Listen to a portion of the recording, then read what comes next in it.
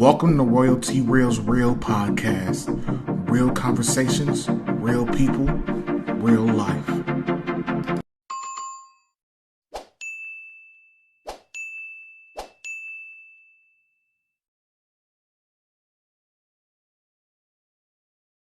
Yo, what's going on, guys? It's your man, Royalty. We're here today, and I'm back with another podcast episode. Today, my guest is Miss R.E.A.L.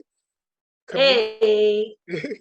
Comedian, also a poet, a poetess. I think that's what the female version of a poet. We can say that. And also makes music as well and everything. So, quick backstory. I came across your page because of I follow John A. Thompson. Okay. I had her on my podcast last year, and I actually want to have her on again. She was a great guest, and I saw that you were on live with her, and I'm like, pretty much everybody in her circle is dope people. She only associates with dope people. So I wanted to ask, how did you meet her?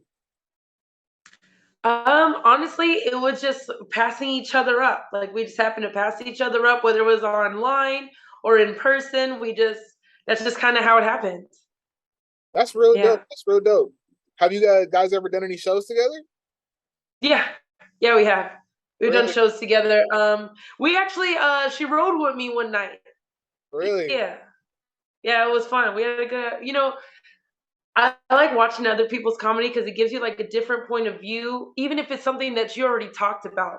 And that's why I always tell comics, you don't have to feel intimidated if someone already talks about a subject that you talked about, because we still want to hear your point of view. So I always love your point of view. I always wondered that, like, do you so how do you go about it? So do you want to watch the comedy before, like watch people to come before you, or do you come and watch after? What I do is I'll watch about a couple, like I watch like maybe like 15 seconds of each performer, because I don't want my mind to get all wrapped up. I need to stay focused on what I'm gonna say. So if I watch too many comics, it kind of throws me off a little bit. It's kind of like if you're counting like 1, 2, 3, and someone goes 7, 8, 9, 10, 11, 12. Right. That's what it's like. So I only listen to like 15 seconds just in case, if like, you want to come back to a joke that they said, like, oh, just like so-and-so said. So I listened for 15 minutes to get that. Oh, okay. Yeah. I got you. It's kind of like with me when I battle rap before, or I do music like on stage or whatever. I really don't, like, I get in the zone. So like I kind of like go off, especially if I'm not performing that night, then it's different. But if I know I've got to perform, then it's like I need to be in this zone because I got to remember everything. So I just finished watching your set on that you have posted in your link. It was hilarious, by the way. So Thank you. I have to ask, was any part of that Genuine story real? Yes, it all was. So, but this is what was not. I'll say what was not. It was actually supposed to be divided in 2 nights. I just didn't have enough time to say the whole story, so I made it into one night. But technically I met him, but nothing happened, and then the next time when I met up with him, that's when it was supposed to happen. But what I did is I just took it, and so we met up on more than one occasion. Okay, that's crazy. So did he remember you the second time? Yeah. Yeah. So what it was is that, like, I was dating someone at the time, so I told him no at the time. But then when I ran into him again, we were like, I was single.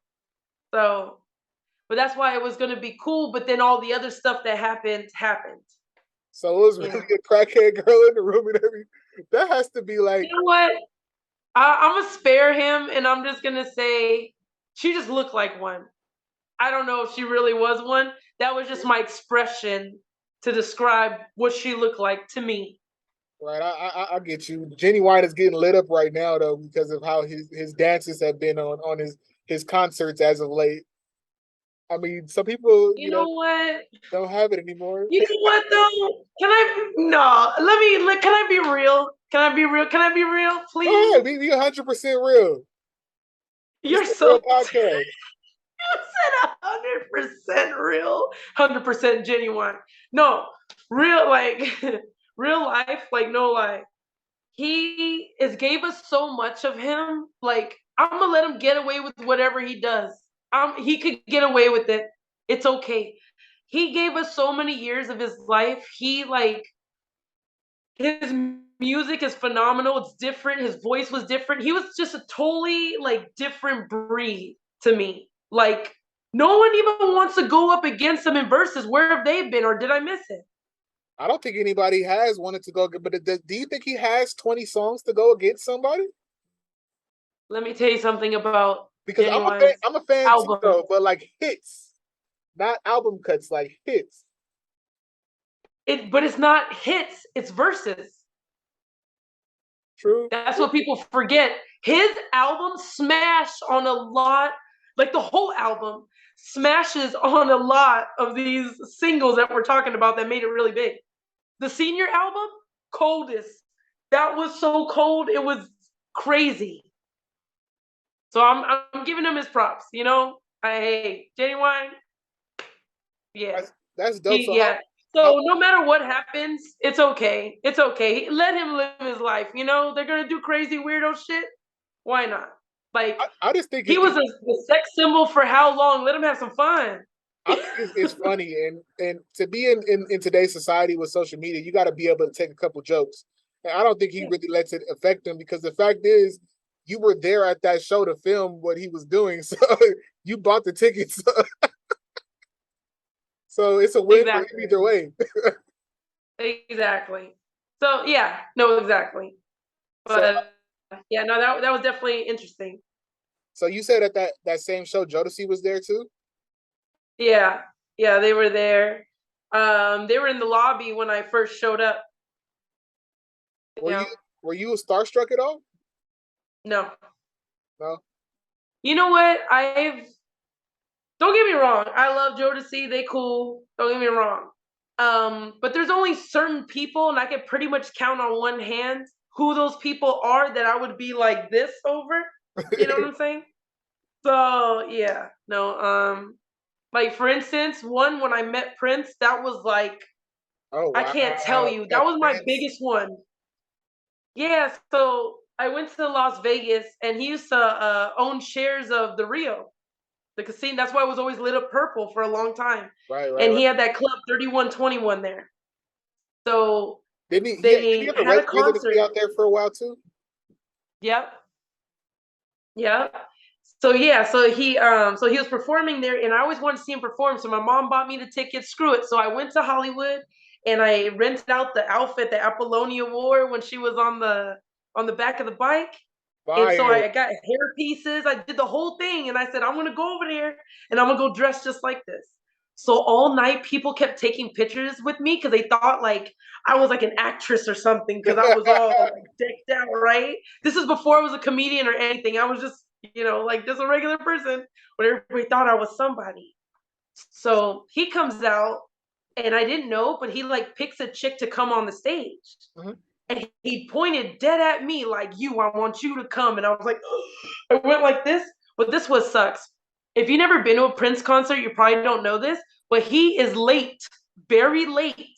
And he was 6 hours late to this concert. Oh, the sun's already coming up, okay? 6 hours late. So I took off my high heels because my feet were hurting because I had those spiked heels like she did. So my foot got so fat, I couldn't put my foot back in the shoe, and I can't go up on the stage barefooted. So I told him, no, I can't go on the stage. He got pissed that I wouldn't go on the stage that the whole night. He was like dancing extra hard and just looking at me like you bitch, like why did you come up when, like he was, and I was just like, oh my God, now I done made Prince mad. Like, that's hilarious. So then really quick, he was handing out flowers to all the women, So the last rose, he looked at me and he said, this one's yours. So I went to go grab it, and some chick jumped up and snatched it, like right out of his hand. Like, wow. I was like, oh no, you guys went for a loop. Hold on, wait. I got it. I kicked my stand by accident. But yeah. See, even the phone lost its mind when that happened. The phone flip. That was him. That was him pushing them like, don't tell that story, bitch. Did you see that? That was on some real like, nah.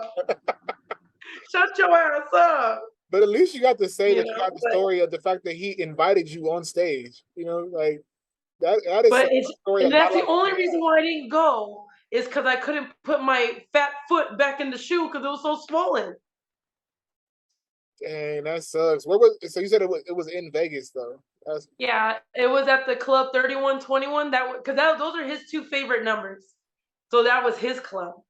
Okay. That was a big Prince freak. So Prince, so back to what we were talking about. So Starstruck, Prince, of course, Genuine. Bill Bellamy is actually a huge one of mine because that's actually my like inspiration when it comes to comedy. I really love his comedy, and I think he's so underrated. Very much so. Like, I agree. Like big time. So that's my boy. Like, I mean, I never met him before or anything, but if I ever were to meet him, I think I'd freak out. Like, I would just be like, yeah. I kind of almost did his thing where he was talking about him and his sister, and they're like, don't ask for no food. And they're like this, like, I'm hungry. I don't know if you guys remember Back to My Roots. That was one of his stand-ups. But anyways. I think I've seen all of his at least his major stand-up specials. I consider myself a fan of him as well. I don't think I would get starstruck by anyone because I treat stars just like the regular people because they are. So I've been in the same vicinity as a few people, and usually I don't even take the opportunity to ask them for an autograph or a picture. Usually, like I don't do that. Usually, I'm just like I gave like most people. I just give them the head nod. So keep going. Like it's not a. That you know what? I like to show the support and show them how excited their craft makes me. So I do like to be a little extra. I do not take pictures or ask for autographs because you got to live in the moment. If you're too busy trying to get your camera or your phone ready and hold on, let me get the lighting right, you miss the whole moment. Exactly. So you see how I got stories I could tell you about what I experienced. See, people, they think that a picture's worth 1,000 words, that they don't have to say nothing. They're lazy. They'd rather show you the picture than to describe it. Definitely. Now, I was here. What did you do? I just took the picture and he left. Exactly. Now you understand what comedy is. Right. Comedy is that description. We laugh at that description of like making it sound bigger than what it is. Like I said, ooh, that girl is a crackhead. Crackhead. Oh, that's disgusting. Right. That's the joke. So I want to go into how did you get into comedy and how long have you been doing it for? So this is a funny question. I was a stripper. So I was a stripper for 2 years. Things started getting hectic there to where like, people trying to pay for more services, but I wasn't willing to do those services. So I had to get out and I said, where can I go or what can I try to like get a career in that I just benefited off of being a stripper? So I said, you know how they usually say like, if you're nervous, like picture the audience butt naked to where you feel better. Right. Try to be butt naked in front of the audience. So that's what I did in a room full of dudes butt naked because we were at one of those bars where there was no liquor. So it was all nude. So when it comes to comedy, nothing is more embarrassing than being butt ass naked in front of a room full of dudes. So that transition was easier for you than a lot of people. Yep. That sounds terrible. I was about to say, grab the mic. Oh, Lord. No. Hey, my mind wasn't there. My mind was not there. No, I'm talking about our viewers. It doesn't have to be your mind. Our viewers, I got y'all. Don't worry. Yeah. So that's why I have no fear going up on stage. Like sometimes I'll feel like a little like, oh shit, it's about to happen. Like I have like that pep talk with myself, like you got this. You get up there, do it, But it's like an adrenaline rush. I love it. Definitely. So how long have you been doing it for? I've been doing it since December 2018. Okay. So it's been like what, like going on like 4 or 5 years. So directly before that, were you stripping? Yep. How did you get into that, and how was that? Well, I was kind of like, I was one of those chicks that I stayed home most of the time because I was with somebody. So I was with my son's dad, and after me and him broke up, I ended up moving out, and I had to make more money because like our son's daycare was a whole lot. It was almost like it was like $1,000 pretty much. But we're splitting it, but still, it was too much. So yeah. So I tried to get a job everywhere. Nowhere was hiring, and if they were, it was like a lot of hours for a little bit of money. And I was like, how am I gonna do this? Like, I need to figure it out. So my homegirl comes to me and she goes, well, there is one thing that you can do, and it'll make you the money you need in one night. I go, what? What do you mean? And she goes, come strip with me. I was like, are you kidding me? Like, me be a stripper? Like, I'm like this dorky, like tomboy, like chick. Like, I don't know how to be sexy. Like, what you mean? Like, what was your reaction though? Like, were you just like flabbergasted that she even brought that up? Yes, I was like, yo. And she goes, just come and check it out. I was like, all right, I'm gonna come check it out then. So I go over there, normal clothes. I had like some jeans on with like a t-shirt, And there was like a lot of paperwork, like it's a big old stack. And I said, oh, this is like a real job. Like, really? This shit is real. I thought I was buying a house. I was like, oh, we buying houses today. Wow, it was like that deep, like yeah. So I was like signing I was like reading it. So it's taking me forever because I'm like reading it and signing it. You got to read all that, right? So then a guy comes in and he goes, I want her when she's done with that. And I go, what do you mean want me? I didn't even know. I don't know what they're talking about, right? Because I'm thinking I'm just going to shake my ass on the stage. I didn't even know about the lap dances. I was just like, I didn't know. Okay. I did not know what happens with the lap dances. I didn't know that there's a VIP. Like, I've been to strip clubs, but I've always just like paid attention to everything else. Like, wasn't really into that kind of stuff. Or if I was already lit to where I just either forgot or just didn't care anymore. But but I didn't think about, since you're the stripper, this is what you're doing. See, I'm used to being on the other side. If anything, I'm used to being the one that just sits down and the person dance on me and I'm good. But I forgot I'm the chick, right? So the first time I gave a lap dance was the worst. I'm telling you right now, that guy did not get his money worth. That was the worst lap. I did not know what to do. I was like stiff back. I was like, it was horrible. So to the guy out there, if you ever watch this, I'm so sorry that it was crap ass lap dance, because it really was like. But he's the one that gave me my name, Jessica Rabbit. So that's why on my IG it's misread.Jessica Rabbit, because that's my comedian name and my stripper name. Oh, okay. Yeah. So I keep both fan base still, but I don't strip no more. How long did it take you to get into the groove of things going there and stripping? What, at the strip club? Yeah. It didn't take long. It just took an hour of like pep talk, a blunt, and yeah, that was it. That was pretty much it.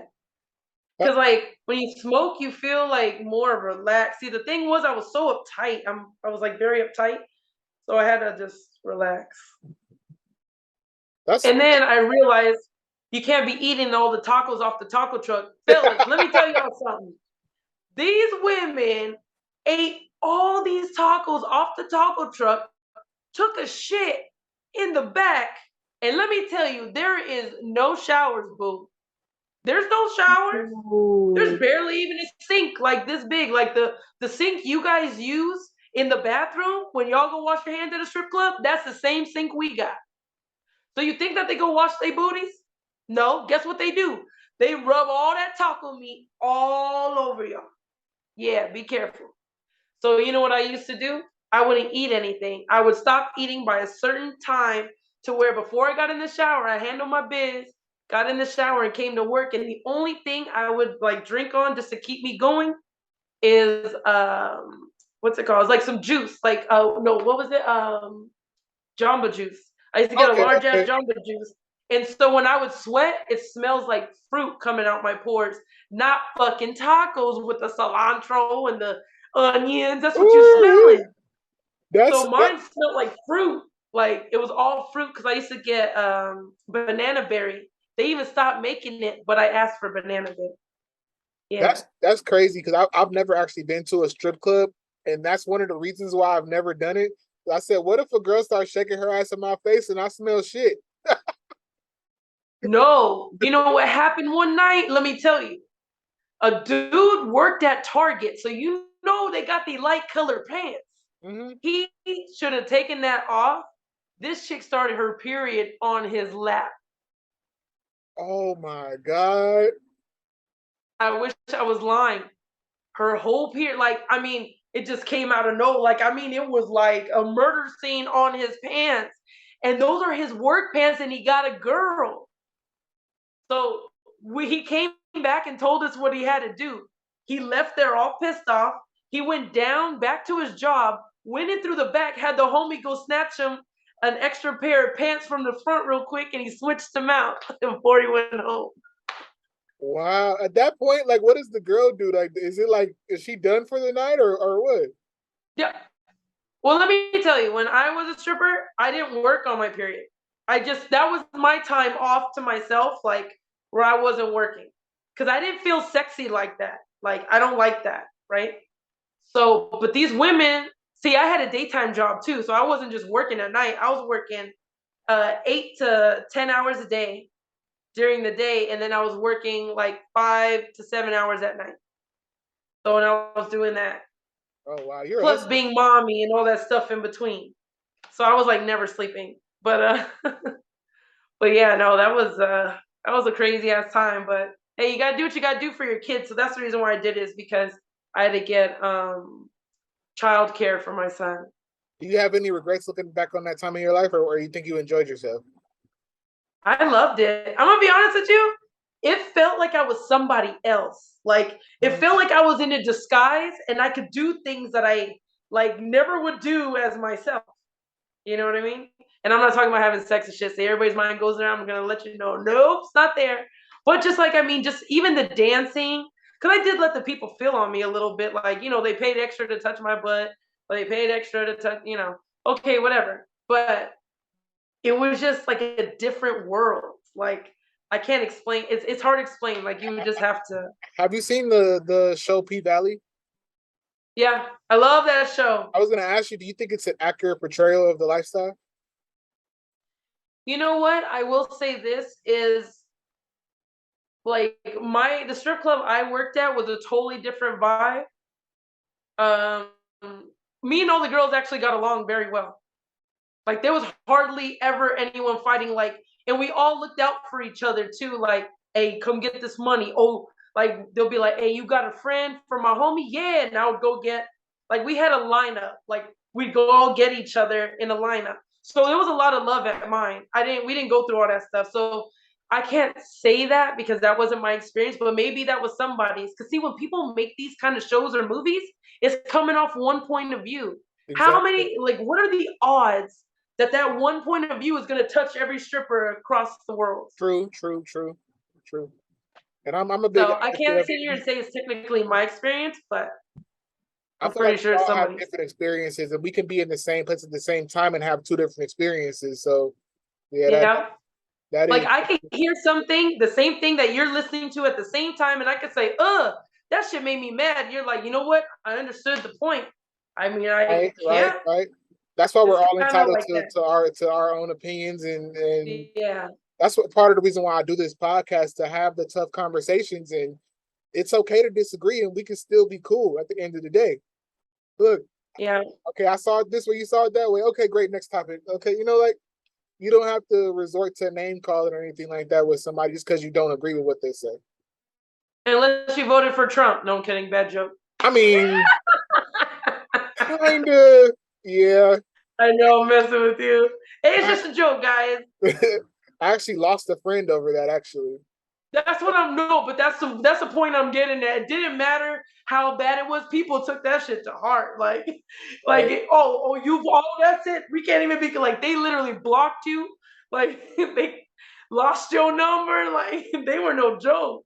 Yeah, like with my situation with my friend, it was more because he chose other people over our friendship. I'm like, bro, I don't care what you do when you vote. Like overall, you're my friend, so I told you about my mom passing away. He let somebody in the group that he had talk about my mother because he was upset that he was losing a debate with me. You know, I'm into that stuff. So, you know, I want to come with facts. And then he said, you probably live in your mama's basement. And I was like, bro, don't talk about my mother. That's it. And as my friend, he's the leader, the moderator of the group. He just lets it fly. And he's like, I'm like, bro, you're my friend above all. Forget this politics stuff. Like, you're my friend. So, yeah. That sucks. I'm so sorry. You know, I lost a friend like that over when my boyfriend died. Yeah. He died in 2019, April 26, 2019. And the reason why I say that is because the day I found out he died was through Instagram. Because I thought he ghosted me. Damn. But he didn't. It said he died. Is that the picture that I saw on your Instagram? Because I was scrolling through the guy. Yeah. Wow. Yeah, that's him.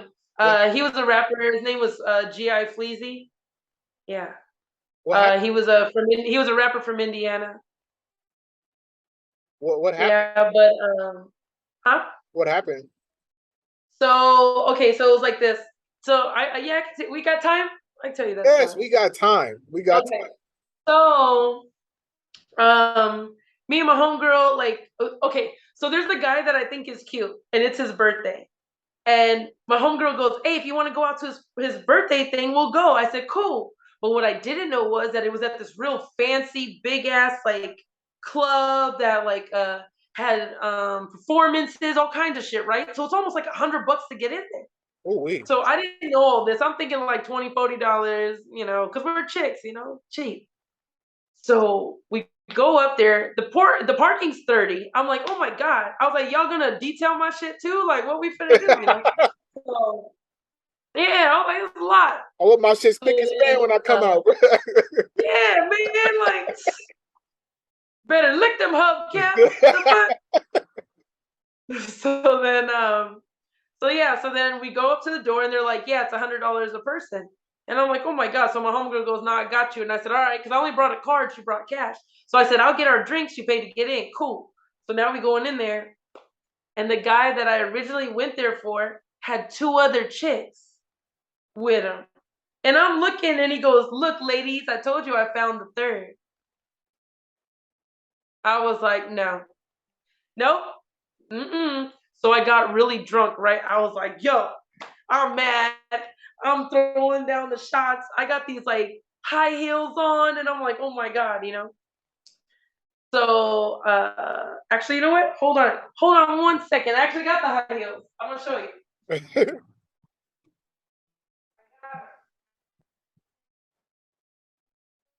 Because like I keep them right next to his picture, and I never wore them again.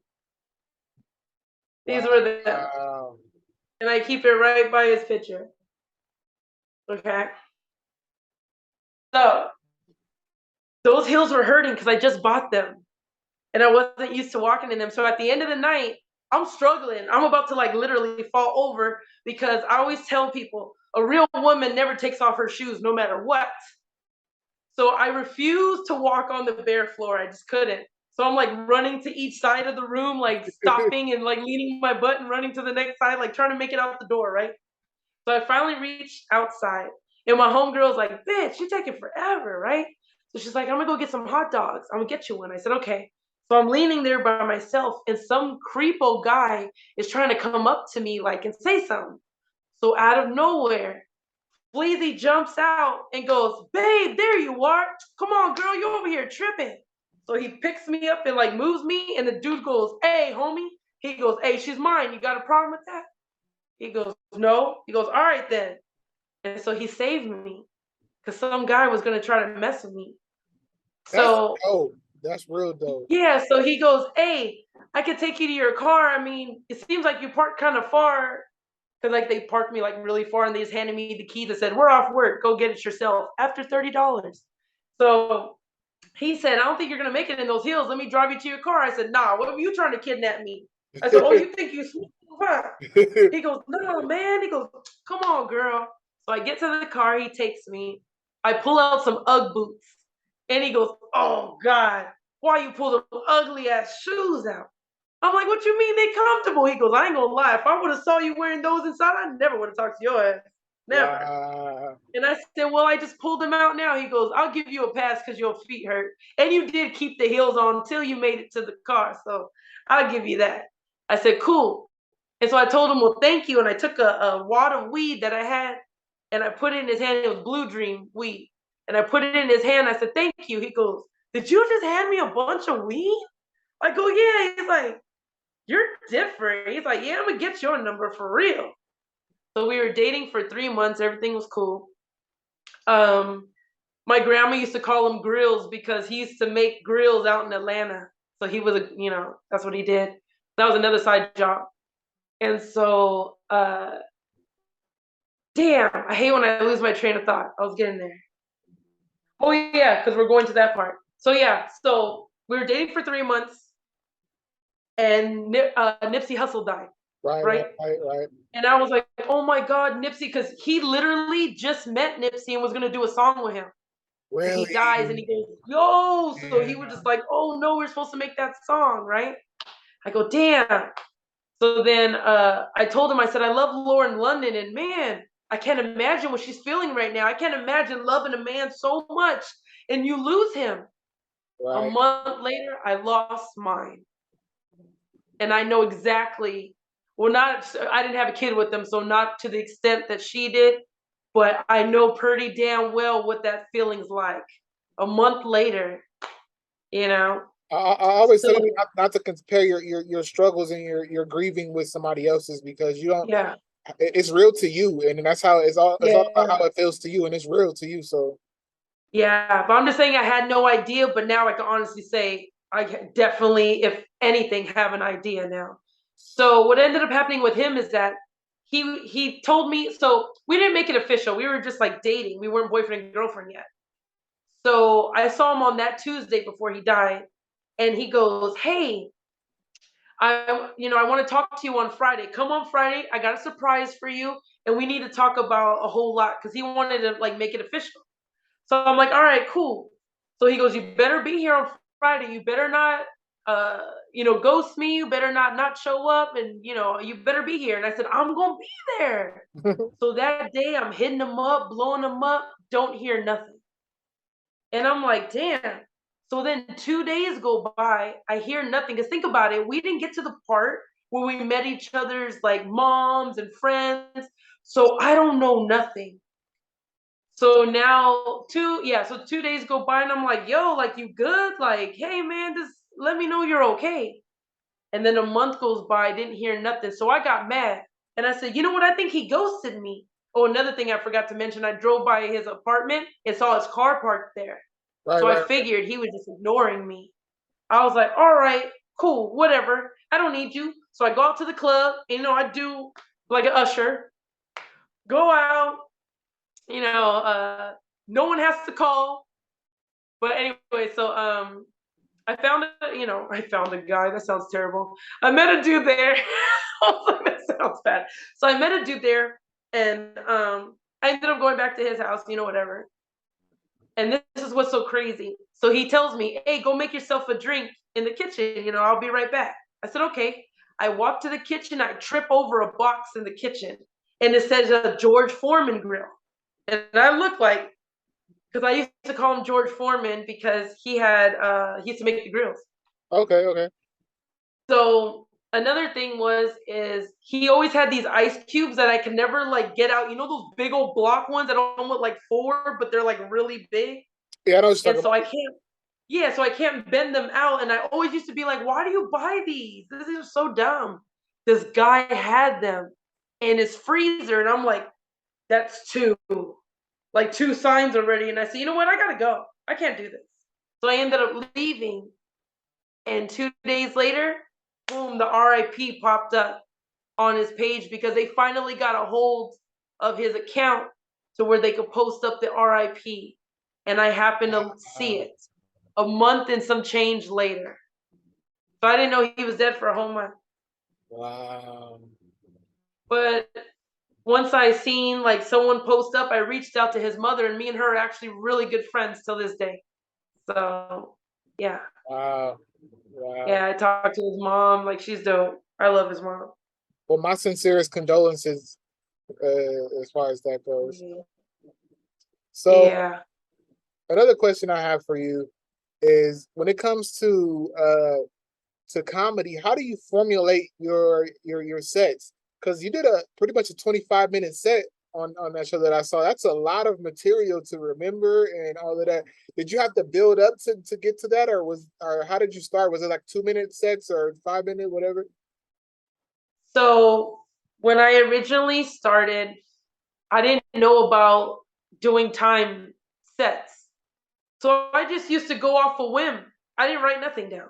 I still to this day really don't write anything down. You know what I write down? I write down key points. Like let's say it's about bad hair. I'll just say bad hair, but I will not write the rest out because I want it to sound like I'm just talking to you. We in the backyard boogie. We talking. Right, That's what right, we right. doing. It's right off the dome. Now, I always make sure that my sets are recorded. So, like, let's say someone wants to book me and says, "Yo, that joke that you said that night about this, I want that again." I could go back and review it and study it, and then that's when I actually have to write it out is then. But until then, I just kind of play around with it to see what works. Because once you start making money off of a joke, that's when you know it works. Well, that's just my theory. So you said you record it yourself, or do you record it like while you're on stage? So I just set up like I'll have like a stand, and I'll just set up my camera and I'll record it. Yeah. That's really dope. So I know that John A does the social media stuff as well. Have you transitioned into that as well? Oh yeah. I used to have my own podcast. I had a couple of them actually. One we used to do live from Beacon Radio. It was in Inglewood. He used to stream live on Facebook, and it was called Sipping and Spilling. And it was with my comedian friend Ashley Casanova. So it was actually a lot of fun. So what we do is we would have stars come on, like rappers. Like, hey, actually we were trying to like, make everybody be seen, whether you're a rapper, you're an actor, you're a singer, whatever it is. Even if you had a food truck, like you had a business, we did all that too. So Oh, yeah, that's so we dope. did all that. That's real dope. Yeah, so we would bring people on and we'll be like we'll hand you a shot and we all take the shot and then you got to answer. Like, I'll just ask you something and you got to answer it. Like we didn't give them time to think.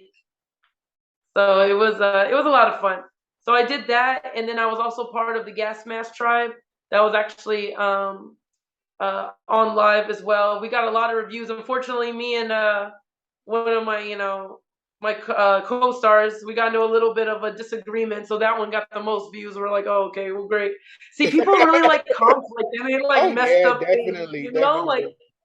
that's the reason why everybody Controversy watches the sells. news, huh? I said controversy sells. It really does.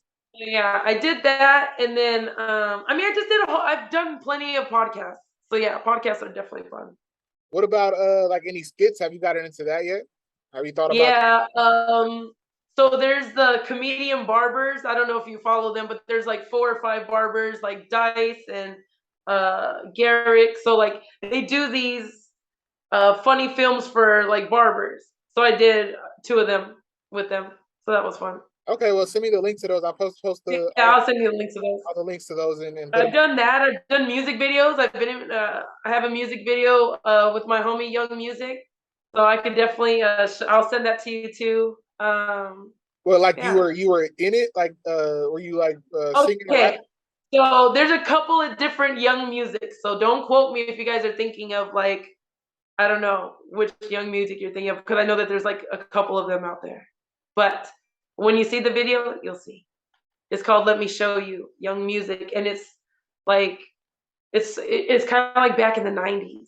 Like that's what we were trying to do. We both were wearing like 90 fits. Like we tried to bring it back to like the 80s, 90s time. So that was fun. I'll send you that link too. Okay, what are you doing in the video? Are you rapping, singing, or? No, I'm just a love interest. Oh, how was Yeah, that? so I did a little acting in there. I was a love interest. How was Yeah. that experience? You know what? It was the best. Let me tell you something. So I had a show I had to go to after that, and it was like an hour away. So I didn't even have time to really like let it soak in. Like in that moment, I was just like, I gotta go, you know. But okay, it's gonna sound really messed up, but like I've been on dates, but like I always wanted like that ultimate movie date, Right. like that movie feeling, you know. So I finally got it, like, cause that whole date and the guy's like really fine. Like I think that singer's really cute.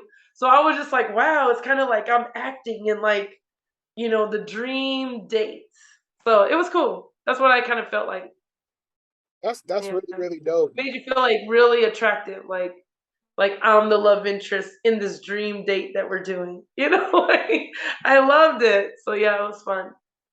So Yeah. before we started tonight, you told me that you were on a call, a meeting about your own show. What is that about, and what can you tell us?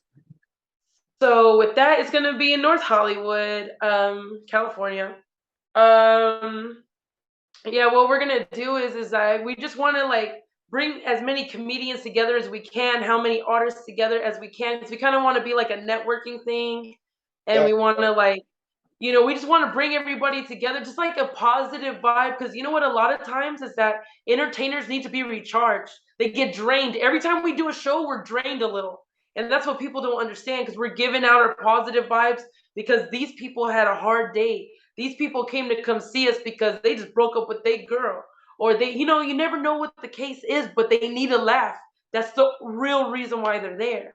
So definitely. we kind of want to do shows to where like we're giving back to the comedians, but we also have regular people could come as well, and everybody just has a good time together. Because like we're gonna do like giveaways, we're gonna do contests, like it's gonna be a lot of fun.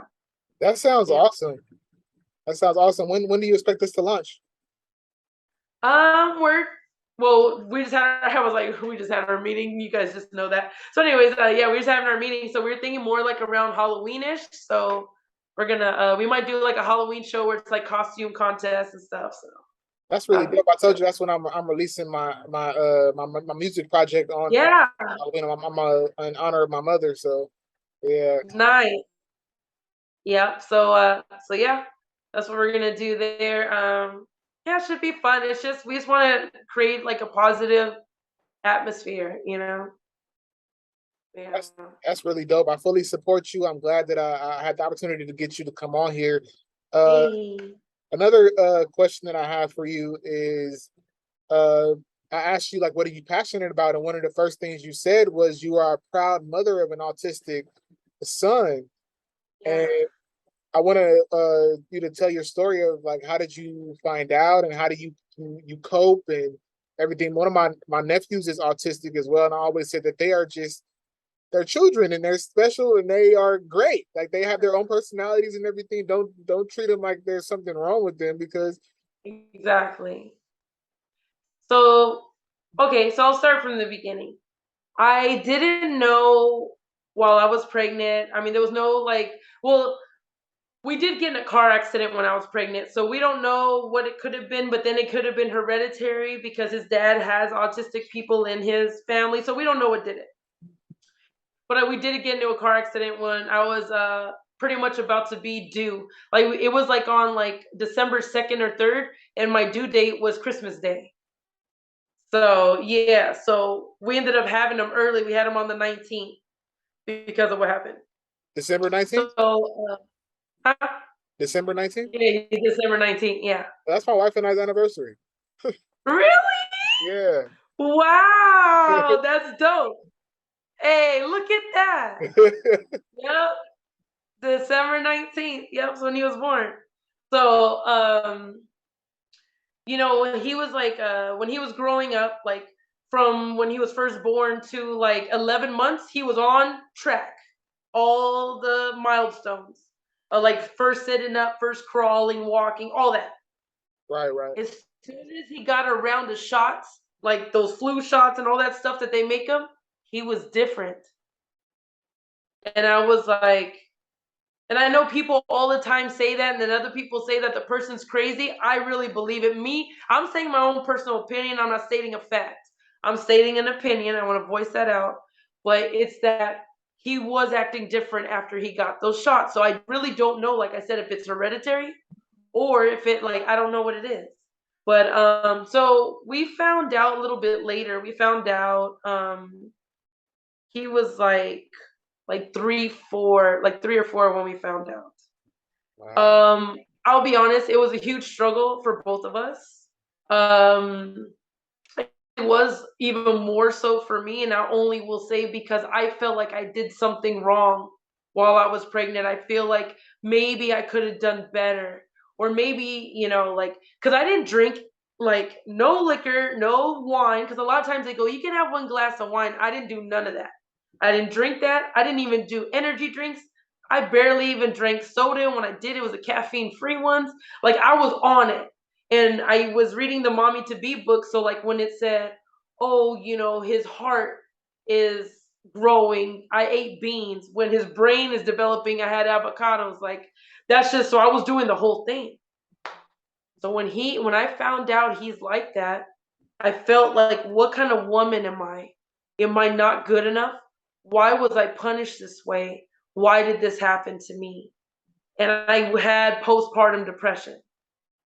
And it was tough because my That's a son's so very, very little. real thing. I've learned, actually. It's a very real thing, and it's No, yeah, and to be honest with you, I thought postpartum depression was something that people made up and they just sounded dumb and, like, they just wanted a reason to take pills. I'm gonna be honest, that's what I thought until it happened to me.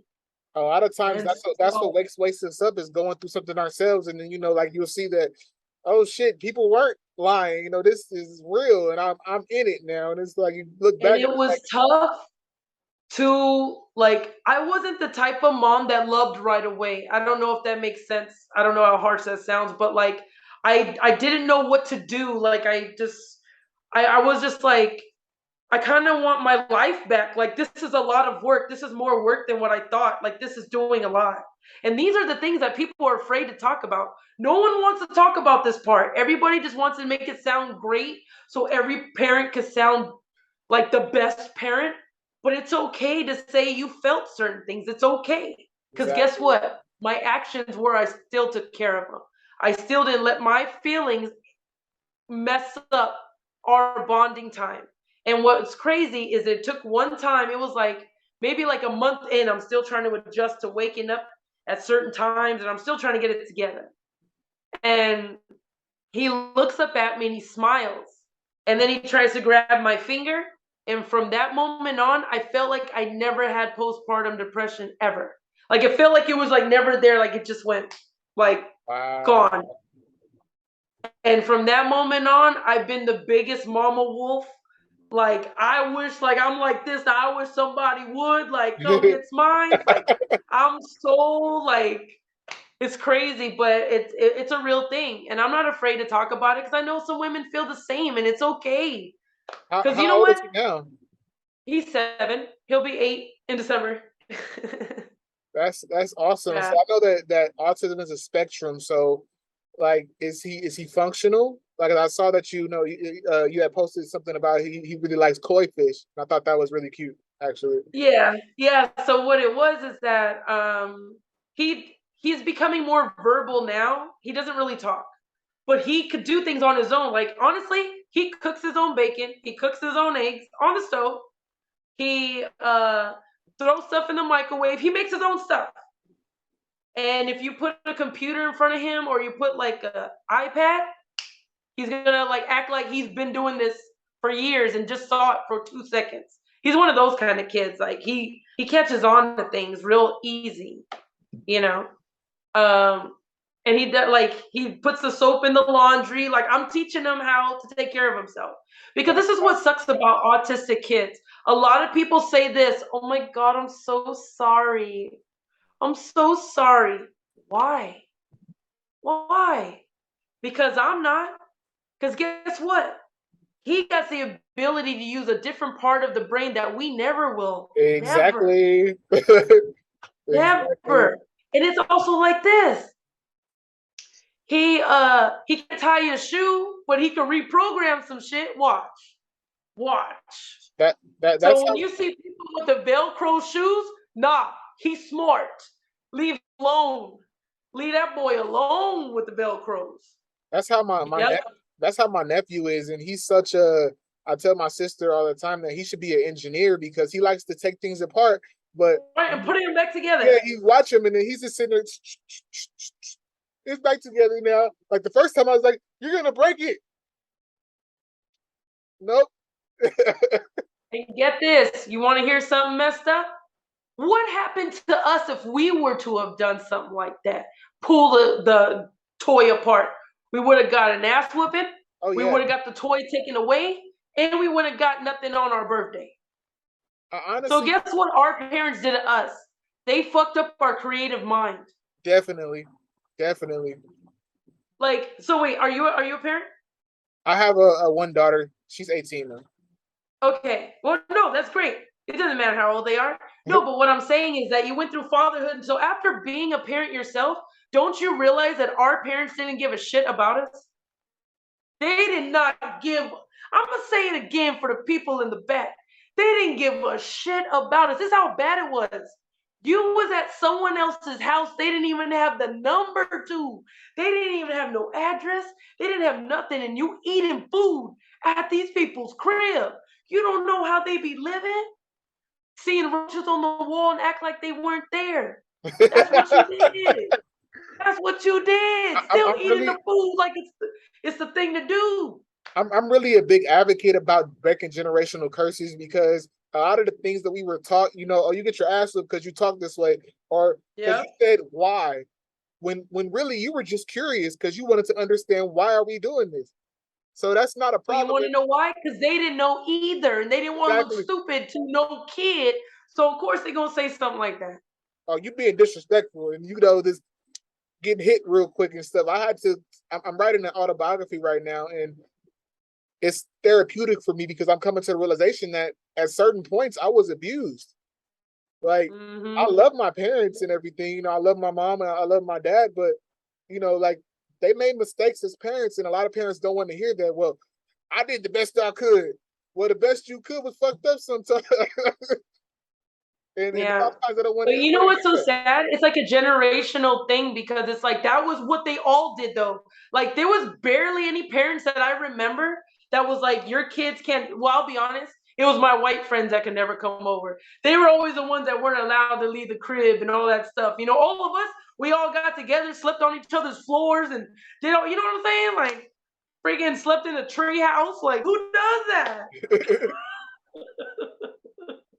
We slept outside. Like any animal could have came and got our ass. Like, you know what I'm saying? Like it's something outside. About us 80s and 90s kids that we grew up in a different era. Like times were different, and now people are forming these friendships online and stuff like that, and not having to go outside. And I think like the difference between our generations is a big difference because we have these keyboard warriors now who talk shit behind a screen.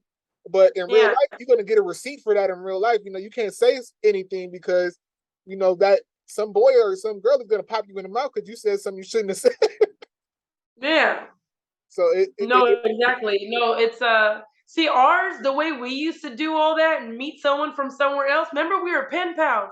In our classrooms, they used to make you write to some kid that was on the other side of the world. Like I remember that. You talking to some kid and you know what I never thought of? How did they always write English, but we never learned their language? Right.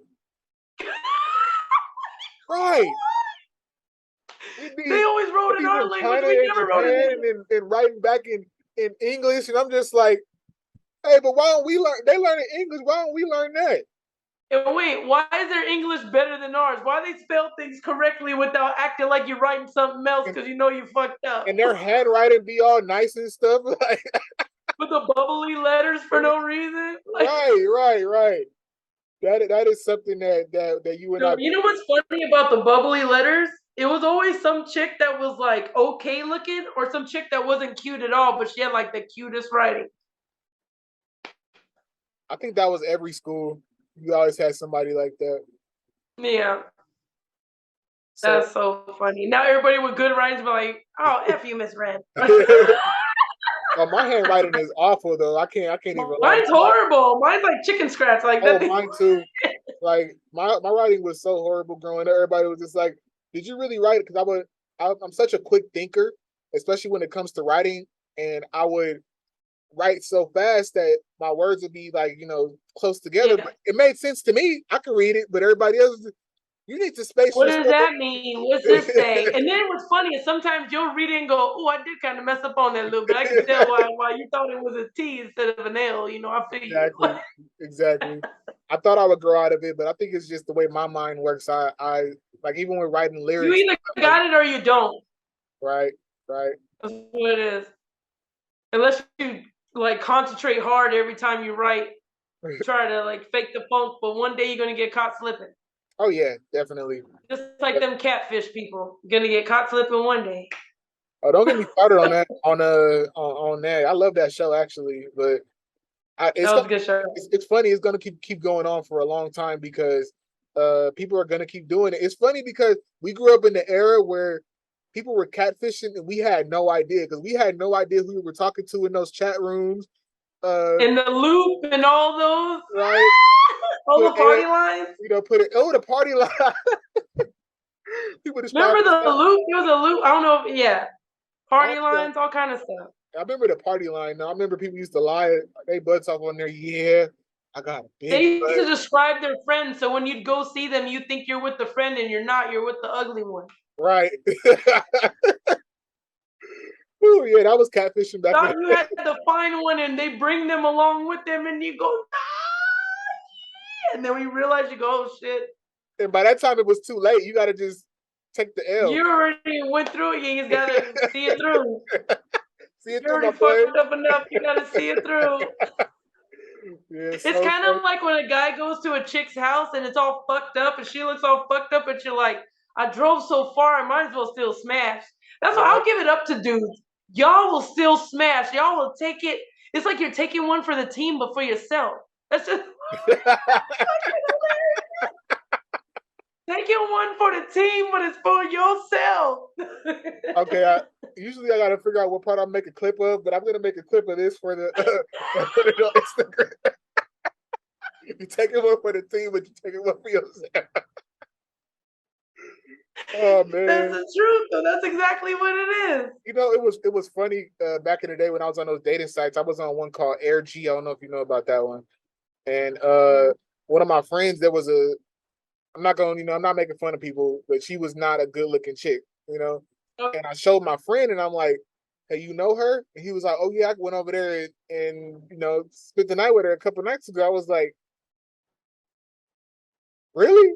I was just like, she want me to come over. I was just like, "No, I'm good." I was just like, so okay.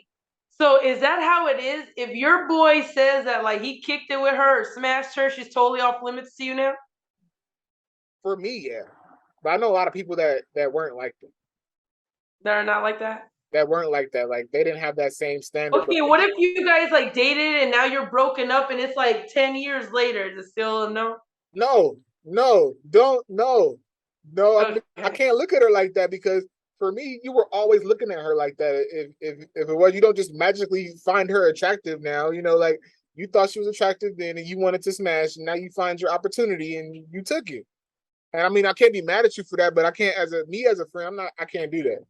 If you my friend's girl, you my home girl for life. Yeah, got it. So I can't. Okay, I like the old school morals. I got you. I just don't slip up like that. I never had that problem with anybody that I was friends with, at least. Like I had such a small circle, so yeah, we didn't do that. So okay. The next thing I want to ask you, I'm not taking up too much of your time, am I? I got about roughly like 10. We can do like 10 more minutes. Okay. So one more thing I want to talk about is I see that loving yourself is a part of your like your brand. I see. So like it's big for me because I have low self-esteem and I'm trying to build it up. So how did you come to that?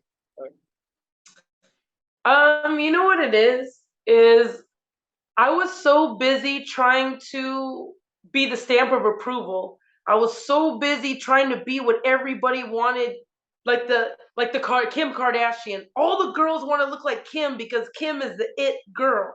Like everybody wants to look like her. But you know what I see when I see all these women? Like, you know, when you go to the pound and you want to choose a Chihuahua and there's just a bunch of them standing around, how do you see which one is worth taking home? Honestly, they all look the same. They all bitch the same. They all sound the same. Everything is the same. You know, I'll be honest, Chihuahuas are really not the most, like, that's like a toxic person dog almost. Facts. But all the Chihuahua lovers, hey, okay. I had to say it though. The joke there, I had to take it so soon. I had to take it. But yeah, no, damn, what was I saying? I hate when that happens. You were leading into how you got to the love yourself. Okay, yeah. So anyways, I had to realize that I couldn't care about what everybody thought. Because it's like, oh, because they think that of you, this guy over here, this chick over here is not gonna think that. Oh, because so you're not everybody's art. Everybody has their own work of art that they think is beautiful, right. And you just are not everybody's.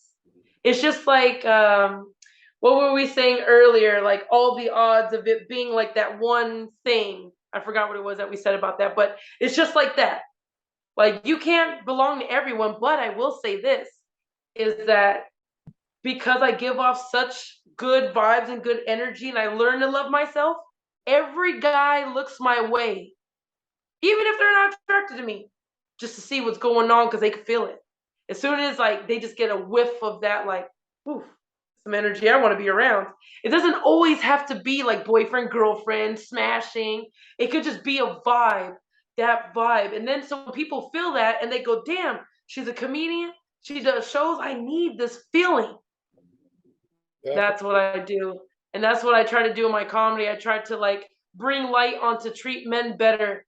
You know, for the women to treat the men better, for the men to treat the men better, or even men treating the women better. So my comedy is so much of I'm just trying to get y'all to talk in the car and come to an agreement and realize this is worth saving.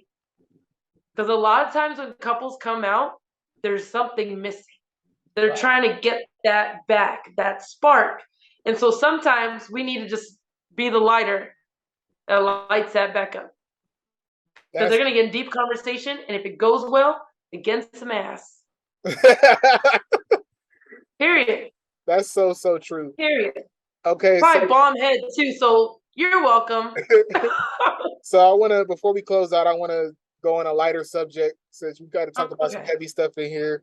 Let's, so I seem like you're into 90s R&B and early 2000s. So let me get your top 5 90s and early 2000s artists that you like. Artists that I like? Yeah.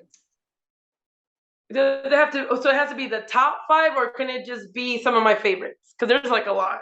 I don't know if I could pick a top 5. Okay, let's just go with some of your favorites then. So back in the 90s, some of my favorites was R.E.A.L. I love that singing group. A lot of people slept on them. Their vocal skills were crazy. I actually like Tracy Spencer. So Tracy Spencer was one for me as well. Changing Faces. I like Changing Faces. You're taking me back right now. Let's go. Oh no, my thing is, if we gonna go back, we gonna go back. But yeah, I know. So Changing Faces. I even loved it when Mo Thugs had the Mo Thug family with the one chick that sang that song So Good or All Good, one of those. Anyways, that chick and another one is Link. I don't know if you guys know about Link though. I heard the name before. I think I probably know the song. I heard one of her songs, but there's some. Yeah. So it's one of his main songs was Can I Get a 69? That was one of his main songs. I know that song. Can I Get a 69? Yeah. So it was that song, and then I Want to Sex Your Body. That was the second song that everybody knows about. And it had Lisa Ray in the video. They were playing basketball, and Lisa Ray comes to come see him, and they're all white. She's in all and they're dancing together, and it's to this song. I Really Want to Sex Your Body. That's dope. So those are my 5. I know they're not the ones that are always that. I'm I'm just different. I'm a different breed. That's dope. I didn't expect that, but I really like love the fact that you went left field. But it's like, okay, these are people that, and then now people who are watching this are gonna have to go check those people out because there's a lot of forgotten. Yeah, they have no idea. There's a lot of forgotten acts from the '90s. So there's a lot. And if I could have added one more, of course, Deborah Cox. Fire. Yeah. Like Deborah Cox, she's like her and R.E.A.L. when they said we can't be friends. Like, see, I like unique songs like that talk about shit that we are afraid to talk about. We all were afraid to talk about that. Like The Boy Is Mine, we were all afraid to talk about that. You know? Yeah, no, I definitely like those songs. So yeah, I'm pretty deep. That's really dope. Well, I really appreciate you coming on. I appreciate you giving me your time. I know that you're a busy woman. And like I said, I thank you for coming on. Before we get out of here, shout out your social medias and anything else that you got going on that you want people to look out for. Okay. All right, you guys. Your girl, Misread.JessicaRabbit. You can find me on IG. If you want to find me on Facebook, it's Charlotte Garcia. Yes, that's a government name. I am a spider, but at night I'm more like Jessica Rabbit, but in all red instead of the purple gloves. No, I'm kidding. So yeah, you go ahead and look me up. Well, like I said, thank you again. Thanks you guys for watching. Please like, share, subscribe, all of that good stuff. Love you guys. Peace. In verse 1, I mentioned this heavy weight. It's something I deal with to this very day. In January of 2020, my precious mother was taken from me. I still can't believe how intense the pain. It's funny how sun shines and commence the rain. I wonder if when I talk you can sense the strain. Even when I clear my head, this remains. Visions of your face, visions of the past. I'm missing your embrace and visions that you had. You listen and relate to tension life would have. Cause in addition to your love, I'm missing your laugh. Mama, did I mention I'm a father now? Raising kids in your house is an honor now. I want to say thank you, mama, for everything. Doing life without you is a scary thing. Hi, Greg. It's your mom. I just called to wish you a happy birthday. I hope you're having a wonderful day. I love you. Talk to you later. Bye.